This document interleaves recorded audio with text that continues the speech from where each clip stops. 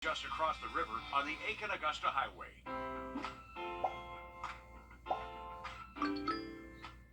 Every time you visit Parker's Kitchen, your support makes a difference, impacting education for kids of all ages. And none of this happens without you. Live from Augusta, you're watching News 12 live at 5. A cool start to your morning tomorrow, quite possibly the last of the season before it warms up. We'll have your forecast in just 2 minutes. But first, finding a solution to blighted properties in our area. It is something Augusta commissioners, the marshal's office, and even nonprofits are working to address. One group, Turn Back the Block, is hoping to breathe new life into neighborhoods in Harrisburg and Laney Walker. Our Cindy Hood shows us how. You may notice several houses like this popping up in Harrisburg.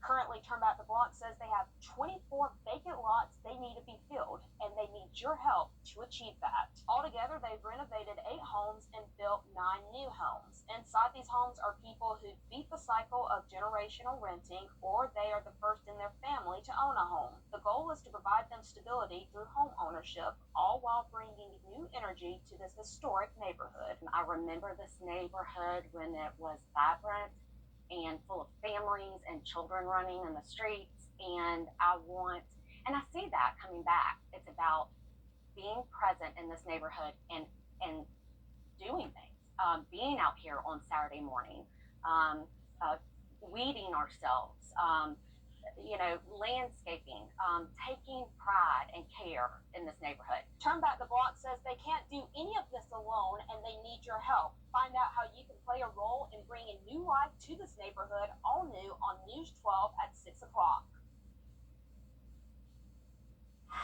To weather now as you take a live look over Beach Island. It's a beautiful Monday. A beautiful day, but now we're on the roller coaster, it feels like, because we were super high with our temperatures, and now we went super low on Sunday, and then we're right about medium right now. Yeah, but I needed to turn the heater on this morning I know it. in the car on the way to school, Riley. It was cold this morning. And we potentially could see some 30 the rest of the week's forecast for you in just about 10 minutes. All right, thanks, Raleigh. A moment many high school juniors and seniors wait years for, ruined by gunfire. Tonight, a father pleading for answers after his son is killed after prom in Columbus, Georgia. Police say 16-year-old Darius Bryant was leaving prom at Manchester High School Saturday night when the car he was driving was shot at. His dad says Bryant was out with his friends after prom, and he had just told them that they were about to head home. Bryant was a student athlete playing several sports, and he was even a state champion in the high jump, all things his loved ones are remembering him for. I'm very proud of him. I'm very proud of the man that he was, the man he was becoming, and the athlete that he was. He was a great friend to his teammates. He was a great kid to his family. I mean, very respectable young man. So I'm very proud of him. The 16 years that I spent with him, I'm very proud of him. So far, no arrests have been made. Authorities say this is the second teen killed at Manchester High School in 4 months. A high school football player was murdered in December, and a 19-year-old suspect is being charged in that death. One of South Carolina's top prosecutors says illicit fentanyl is the most significant challenge law enforcement faces in the state and really across the country. Now he and loved ones of fentanyl victims are calling for South Carolina to do more to hold the dealers of this deadly drug responsible. Our State House reporter Mary Green has the details. Last year, a new law went into effect to crack down on those who traffic fentanyl in South Carolina. Now lawmakers are looking to take another step and join more than 20 other states where drug-induced homicide is a crime. Drug-induced homicide will be a tool for law enforcement to use to hold these people accountable for murder. We cannot no longer have a revolving door. We need to hold the drug dealers accountable for murder. Kat Orr is among the loved ones of South Carolinians who have died from fentanyl, who are now calling on lawmakers to do more to keep their numbers from growing. They support the passage of a new law that would create the crime of fentanyl-induced homicide in South Carolina. Under this bill, people could face up to 30 years in prison if they're found to have delivered, dispensed, or provided fentanyl to a person who dies after injection, inhalation, absorption, or ingestion of any amount of the drug. Creighton Waters, who oversees the state grand jury under the Attorney General's office, says while the state already charges some accused fentanyl dealers with murder, this gives prosecutors a different kind of tool. And while we're very confident in the legal theory that we have there under a malignant heart of malice, we need more than just a sledgehammer. We need a scalpel, and we need an overdose bill to address that. This bill has already passed through the Senate and now sits in the House Judiciary Committee. It has about 3 weeks left to get through that committee and then pass in the full House of Representatives, or else it would have to be refiled again next year. Reporting from the State House, I'm Mary Green. Some people worry this bill is too broad and could inadvertently criminalize someone who gives their friend or family member a pill that they don't know contains fentanyl and they die. A subcommittee recently added language they say is intended to target drug dealers specifically to avoid situations like that. Thousands of college students packed Tybee Island this weekend for Orange Crush. In past years, as many as 50,000 people packed the small island, causing some pretty big headaches. While attendance numbers are still being calculated today, officials say the event was not as destructive as it has been in years past. City officials also say there were fewer medical emergencies this year than last, where law enforcement ran out of Narcan because there were so many drug overdoses. So this year, we could, not just with that situation, but everything that we did this year was with an eye toward what happened last year, because we did face a lot of criticism that we were underprepared last year. The biggest focus in the aftermath of the event, the trash. Crews are out today and tomorrow to clean up the beaches and just to make sure none of the trash gets into the ocean. Several caregivers are being called heroes after evacuating dozens from an assisted living facility during a fire. Saturday evening, smoke alarms began going off and the caregivers jumped into action, running back and forth to move people out of that burning building. Officials are saying the fire was accidental, but 52 of those residents are now displaced. You can see some of the damage there. Amazingly, no one was injured here. A heartfelt reunion for total strangers after chance brings them together. Authorities say a complete stranger saw a man laying down on the side of the road in Myrtle Beach. It was Matt Welch, who had a heart attack on the day of his 40th birthday. That stranger, Jimmy Farr, he sprung into action and administered CPR and instructed another bystander to call 911. Farr says he was able to stay calm under pressure because he is a Marine vet. The two got to reunite in the hospital.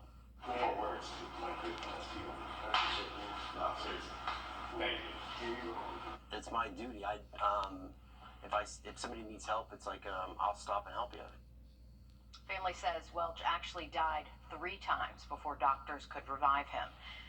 His family says Farr is just as responsible for saving his life. As for Farr, he says what he did is nothing out of the ordinary, and he was just simply trying to do the right thing. A trial date is now set for the stepfather of a missing North Carolina girl. Just ahead, the latest in the search for Madalena Kojikari and how her stepfather is pleading. Riley? Well, we do have pretty chilly temperatures tonight, potentially getting down to the 30s by daybreak tomorrow, but the rest of the week we will see a warm-up. We'll have that full forecast next.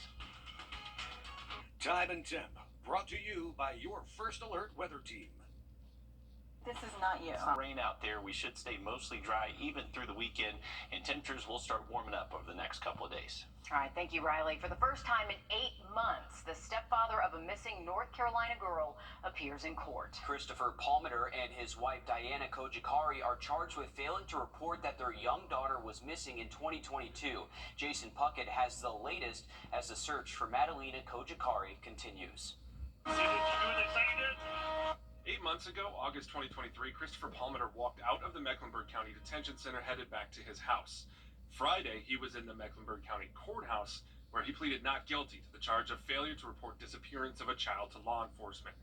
This all started more than 500 days ago. December 2022, Madalena Kojikari has been absent from school for multiple weeks, and a counselor and resource officer noticed. Her mother, Diana, failed to bring Madalena to a school meeting, and a search warrant was issued for the family home.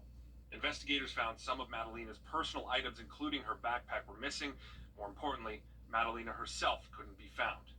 2 days later, her mother Diana and stepfather Christopher Palmer were arrested and charged with failing to report the 11-year-old girl was missing. And in February, Diana chose not to attend a court hearing where she was expected to make a plea of guilty or not guilty. Defendant chooses not to come, can't force her to be here. Since their initial arrest, both parents have refused to talk about what happened. That certainly makes it more difficult in any investigation, not only this one. We would have preferred to have their assistant from the onset helping us find her. Last week, our Mary Calkins sat down with Cornelius Police Chief David Baucom on Madalena's birthday. After more than 500 days, he said his department and the FBI have still not given up. This has just been a long, grueling investigation over the last 15 months, 16 months or so. But, as the pieces of that puzzle that I spoke about kind of come together, I do feel like we'll find her. Palmer is scheduled for a jury trial to start May 20th. Diana Kojakari has not been scheduled for court yet. Deadlines are looming for states to start removing lead water lines. Coming up, questions about those steps ahead. First Alert Radar, powered by Jim Hudson Automotive Group. Growing up in this country, the call.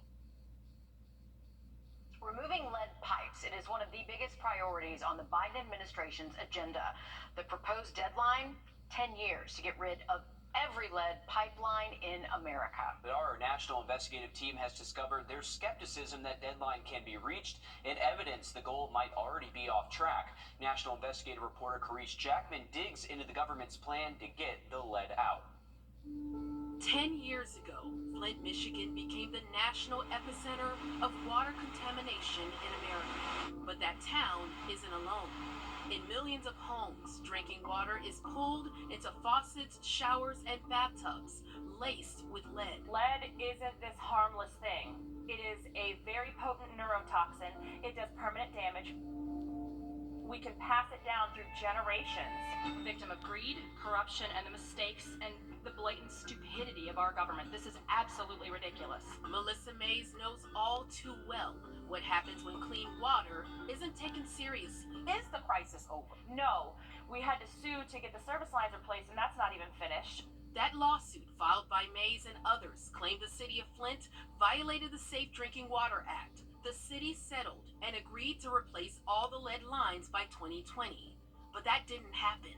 So for those who may say it took too long, there's no excuse, what would you say to people who said that? Well, many communities throughout the country are going through the same thing, and they're saying that it takes time. It takes time to be very thorough and methodical about what we do. Flint, under a federal court order, couldn't get the pipes in one city replaced by its deadline, making the job of replacing millions of lines in America in the next 10 years a daunting task. One that 15 Republican attorneys general have this year even called unworkable, underfunded, and unnecessary. That in a letter to the EPA that says the proposed deadline is impossible to comply with. We are prioritizing this issue. Wendy Wilkes, Director of Infrastructure Implementation at the EPA, says they are working hard to bring the administration's Get the Lead Out initiative, or GLOW, to life. With GLOW, communities will receive technical assistance kind of along a range of different ways to get the lead out of their water system. So it starts with identifying where the lead service lines are. But that identification isn't simple. We've discovered some states don't know the full picture of how many lead lines they have, which means the full scope of the problem remains largely unrealized. We asked every state for an estimate of how many homes have lead pipes. The result? Some had identified tens of thousands of lead lines, like Massachusetts, Tennessee, and North Dakota. But many couldn't give us a number. Alabama said their number is unknown. Kansas also said it had nothing on hand to give us. Nebraska, the same. But later this year, all of the states will have to know their numbers. An EPA rule requires states to get an accurate inventory by October 16th. Counting lines is not a quick process, and the clock is ticking.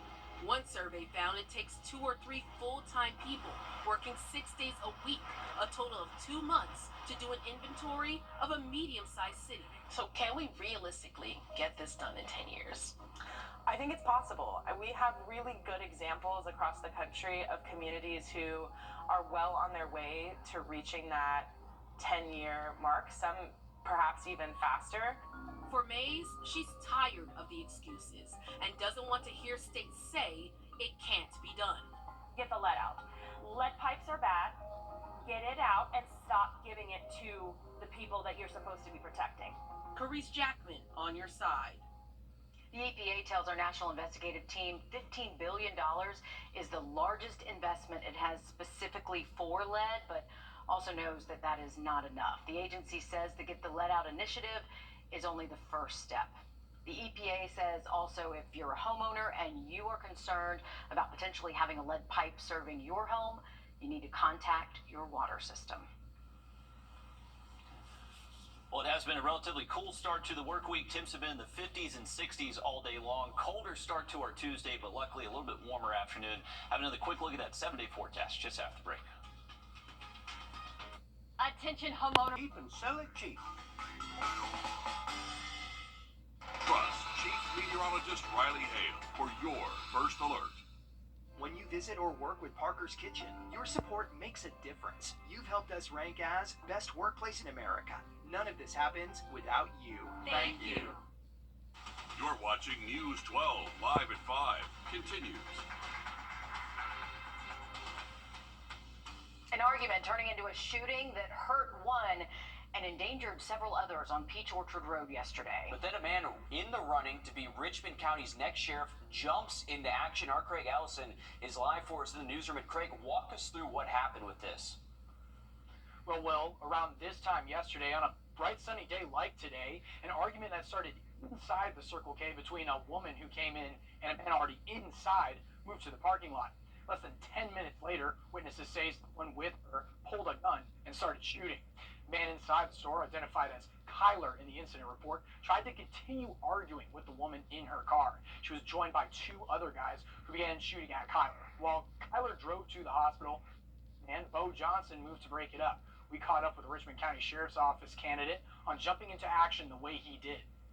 I would never recommend a civilian that doesn't have the training or the experience to put themselves in harm's way. I wouldn't want them to cause any danger to themselves or any danger to others in the surrounding area if they responded to an incident.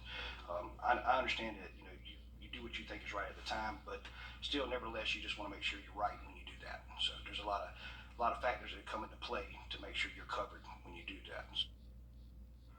All new on News 12 at 6 o'clock. We'll dive more into the Sheriff's Office incident report and Bo Johnson stepping into action.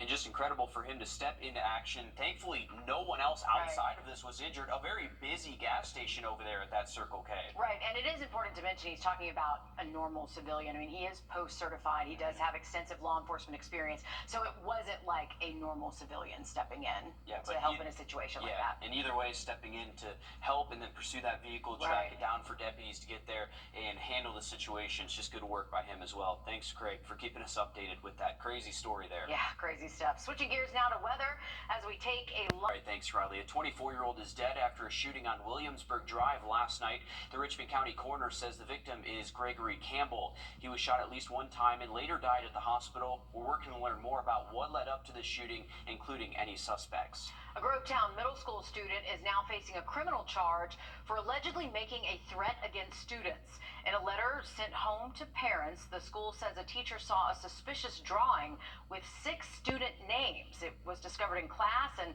several students saw it too. The student later admitted to the drawing and is also facing punishment according to the Code of Conduct. A Columbia County man now facing several counts of sexual exploitation of children after an investigation by the GBI. 72-year-old Harold Sinclair was identified as a suspect after his online activity caught the attention of the National Center for Missing and Exploited Children. The GBI worked with the Columbia County Sheriff's Office to take Sinclair into custody on the 18th. A local church is fighting against an unknown thief who's stolen from them on several occasions now. Fielding Springs Missionary Baptist Church says that they've been hit several times and had church property stolen by this bad actor. All new on News 12 at 6 o'clock, our Hallie Turner takes a closer look at the church's efforts to get this suspect behind bars. Today is the deadline to register to vote in the upcoming primaries in Georgia, but it is not too late to register. You can still go online to georgia.gov right now and register, as well as check your current voter status.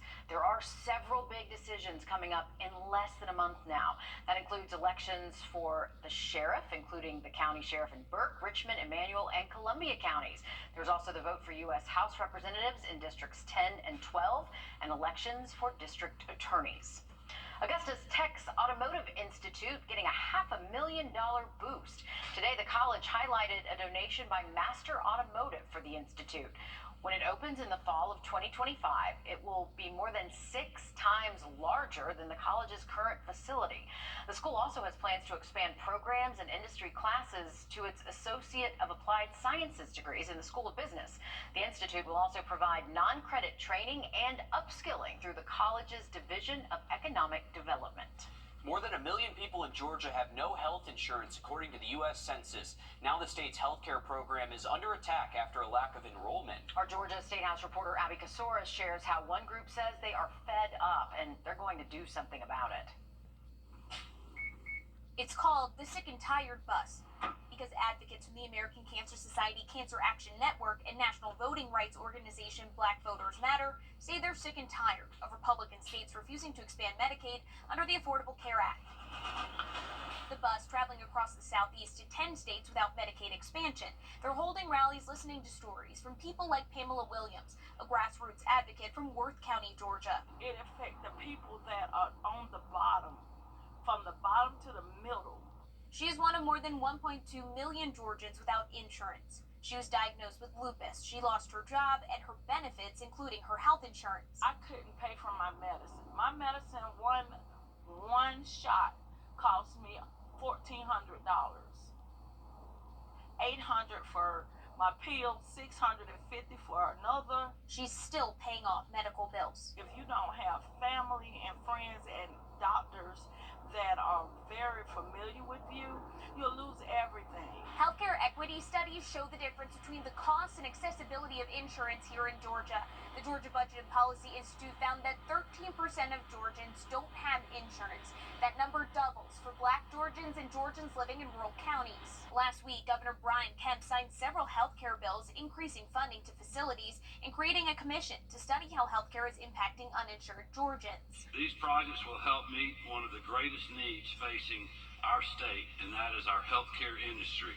Williams says the state doesn't need a commission to see that the state's Georgia Pathways program isn't working. After more than 9 months since opening the program, less than 4,000 of the estimated 400,000 Georgians have been accepted. Governor Kemp, I will speak directly to you. I will ask you to take your shoes off and put on mine. Wear mine for a minute and see how this affected me. After a quick visit here in Atlanta, they're heading to Macon, Albany, and then Tallahassee, Florida. In Atlanta, I'm Abby Kasoris. Artists are hard at work at the 5th Street Bridge mural. 37 artists are working on more than 40 murals on 5th Street between Reynolds Street and the 5th Street Freedom Bridge. The community is encouraged to come out and just kind of watch these talented artists bring these visions to life. Food trucks will also be out with refreshments. It's going to look great. Already looks great. Yeah, cool stuff too. A top-ranking Georgia athlete forced to choose between the sport she loves and her religion. How she's taking a stand coming up next. Riley? And we do have some pretty chilly temperatures heading our way tonight, but the rest of the week does look warmer for us. We'll have that full forecast just after the break. Time and Temp, brought to you by your First Alert weather team. Join us right. Morning temps will feel mild, most likely in the upper 50s.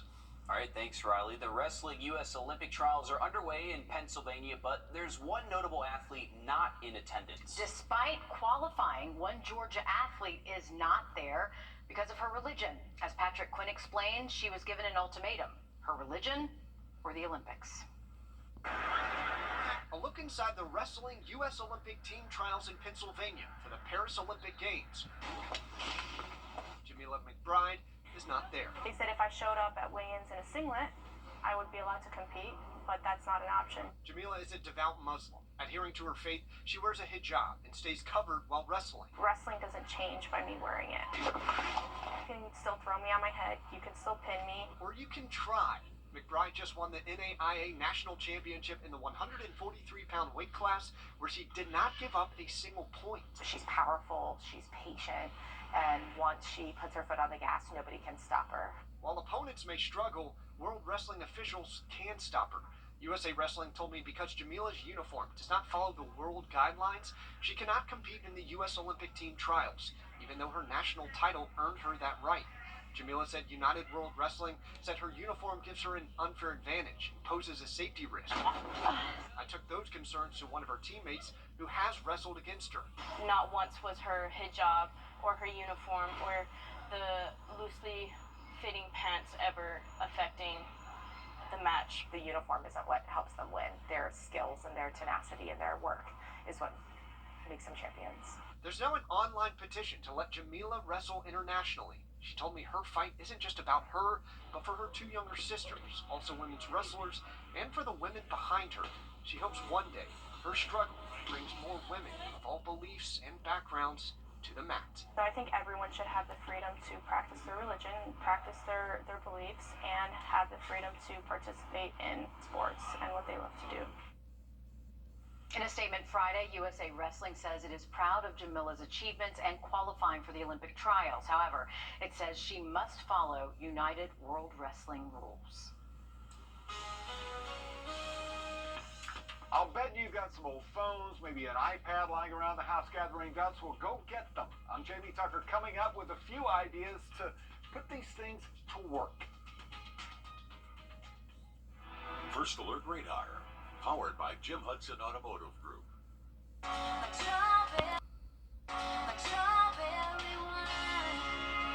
Country music singer-songwriter Dina Carter is coming to the Columbia County Performing Arts Center on Friday, May 10th. Tickets are on sale now at Ticketmaster.com. Proceeds to benefit the Leukemia and Lymphoma Society. Dina Carter, live on Friday, May 10th. Get your tickets today. Sponsored by White Claw. Oh my gosh! 7th.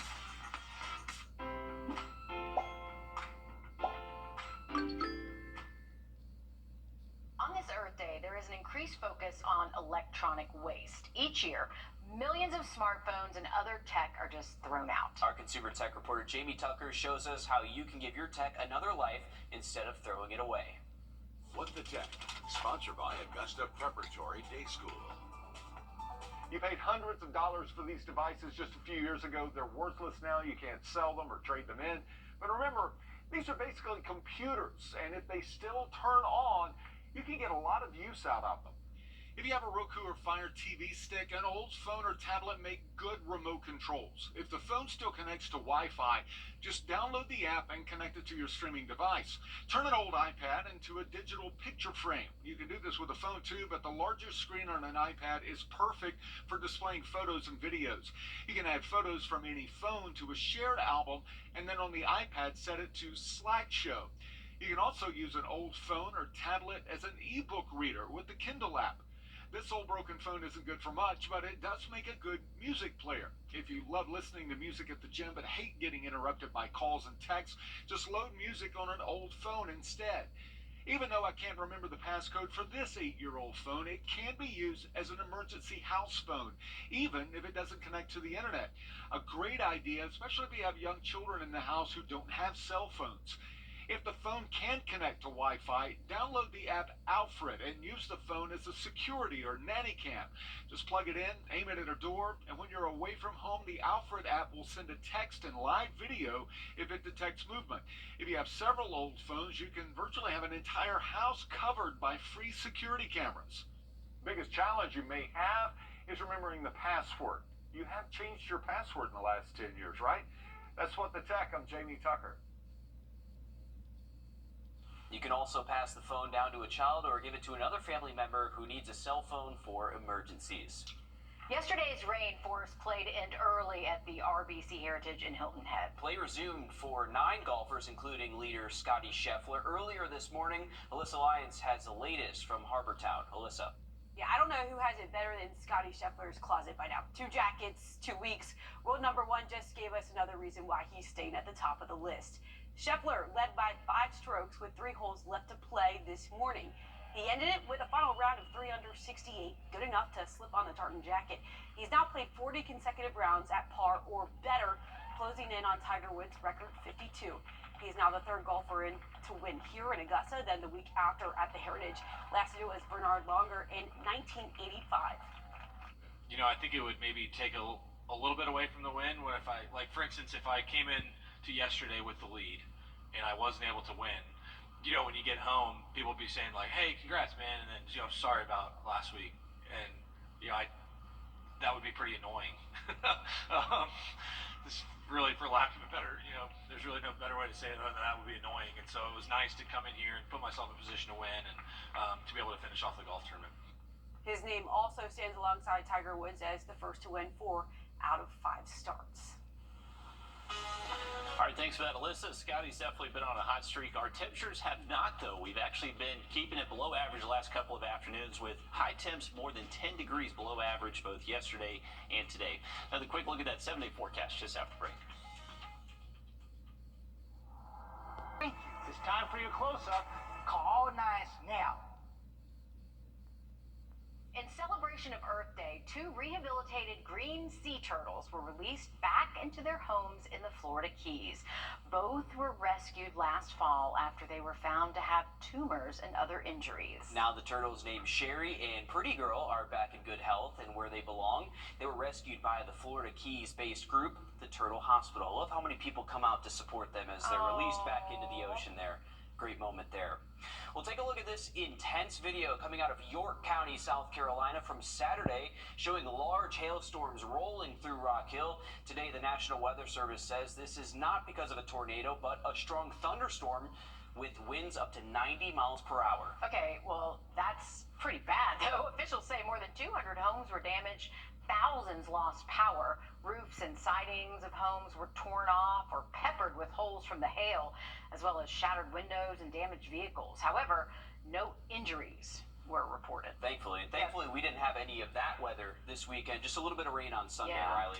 Yeah, exactly right, guys. But you could see all the severe weather reports from those storms that were rolling through York and Rock Hill. So right kind of near that North and South Carolina border, just south of downtown Charlotte. But very intense storms. They estimated some hailstones were actually the size of softballs, about 4 inches in diameter. So pretty impressive. And you can see it just outside the CS array this past weekend. Beautiful afternoon for us today. We do have blue skies over North Augusta. We got temperatures right now in the mid-60s.